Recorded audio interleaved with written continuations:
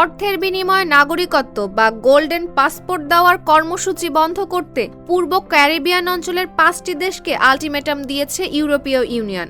EU জানিয়েছে 2028 সালের 1 জুনের মধ্যে এই কর্মসূচি বন্ধ না করলে সেনজেনভুক্ত দেশগুলোতে ভিসা ছাড়া ভ্রমণের সুবিধা বাতিল করা হবে।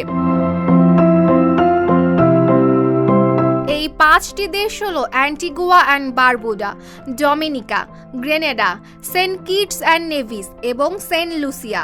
বর্তমানে প্রায় 2 লাখ মার্কিন ডলার বিনিয়োগের মাধ্যমে বিদেশিরা এসব দেশের নাগরিকত্ব ও পাসপোর্ট পেতে পারেন।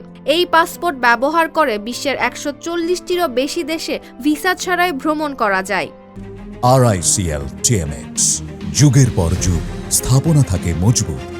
ইউরোপীয় ইউনিয়নের দাবি, এই কর্মসূচির কারণে অর্থ পাচার, পরিচয় জালিয়াতি, সন্ত্রাসে অর্থায়ন এবং অবৈধ অভিবাসনের ঝুঁকি বাড়ছে। তাই নিরাপত্তার স্বার্থেই তারা কঠোর অবস্থান নিয়েছে।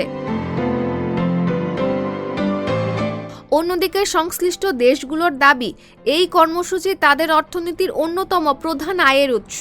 এই অর্থ দিয়ে জলবায়ু পরিবর্তন মোকাবেলা, অবকাঠামো উন্নয়ন, স্বাস্থ্যসেবা ও শিক্ষাসহ বিভিন্ন খাতে ব্যয় করা হয়। তাই বিকল্প আয়ের ব্যবস্থা ছাড়া এটি বন্ধ করা কঠিন।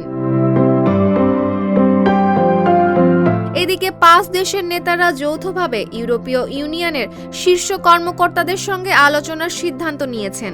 তাদের আশা, আলোচনার মাধ্যমে এমন একটি সমাধান হবে যাতে নিরাপত্তা নিশ্চিত হওয়ার পাশাপাশি এসব ছোট দ্বীপরাষ্ট্রের অর্থনীতিও ক্ষতিগ্রস্ত না হয়।